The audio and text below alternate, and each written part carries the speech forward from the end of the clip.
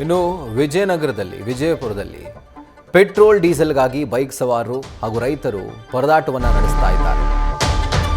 ವಿಜಯನಗರದ ರೈತರು ಹಾಗೂ ಬೈಕ್ ಸವಾರರು ಪೆಟ್ರೋಲ್ ಡೀಸೆಲ್ ಅಭಾವದ ಹಿನ್ನೆಲೆಯಲ್ಲಿ ಎಲ್ಲೇ ಹುಡುಕಿದ್ರೂ ಕೂಡ ಅವರಿಗೆ ಇಂಧನ ಸಿಗ್ತಿಲ್ಲ.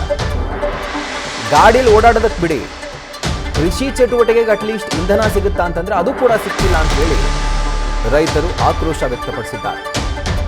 ಮೈಲಾರ ಗ್ರಾಮದ ಬಂಕ್ನಲ್ಲಿ ರಾತ್ರಿ ಇಡೀ ಕ್ಯೂನಲ್ಲಿ ರೈತರು ನಿಂತ್ಕೊಂಡಿದ್ದಾರೆ. ಪೆಟ್ರೋಲ್ ಬಂಕ್ನಲ್ಲಿ ಡೀಸೆಲ್ ಸ್ಟಾಕ್ ಇಲ್ಲದೆ ರೈತರು ಪರದಾಡಿದ್ದಾರೆ. ಕ್ಯಾನ್ಗಳನ್ನು ಇಟ್ಟು ಸರತಿ ಸಾಲಲ್ಲಿ ರೈತರು ರಾತ್ರಿಯಿಂದಾನೇ ಕಾಯ್ತಿದ್ದಾರೆ. ಆದರೂ ಕೂಡ ಅವರಿಗೆ ಡೀಸೆಲ್ ಸಿಗ್ತಾ ಇಲ್ಲ. ಉತ್ತರ ಕರ್ನಾಟಕ ಭಾಗದಲ್ಲಿ ಪೆಟ್ರೋಲ್ ಡೀಸೆಲ್ ಅಭಾವದ ಕುರಿತಾಗಿ ಮೊನ್ನೆ ಸುಮಾರು ದಿನಗಳಿಂದ ನಿಮ್ಮ ನ್ಯೂಸ್ ಫಸ್ಟ್ ಬೆಳಕನ್ನು ಚೆಲ್ತಾ ಇದೆ ಆ ಒಂದು ಸಮಸ್ಯೆ ಬಗ್ಗೆ. ಈಗ ಆ ಸಮಸ್ಯೆ ಬಳ್ಳಾರಿಗೂ ಕೂಡ ವ್ಯಾಪಿಸಿದೆ, ಆ ಭಾಗಕ್ಕೂ ವ್ಯಾಪಿಸಿದೆ. ವಿಜಯನಗರದ ಹೂವಿನಹಡಗಲಿ ತಾಲೂಕಿನ ಪೆಟ್ರೋಲ್ ಬಂಕ್ನಲ್ಲಿ ರಾತ್ರಿಯಿಂದಾನೇ ನಿಂತರೂ ಕೂಡ ಯಾವುದೇ ಡೀಸೆಲ್ ಪೆಟ್ರೋಲ್ ರೈತರಿಗೆ ಸಿಗ್ತಾ ಇಲ್ಲ. ಸೊ ರೈತರು, ವಾಹನ ಸವಾರರು ಪ್ರತಿಯೊಬ್ಬರೂ ಕೂಡ ಇದರಿಂದ ಪರದಾಡ್ತಾ ಇದ್ದಾರೆ.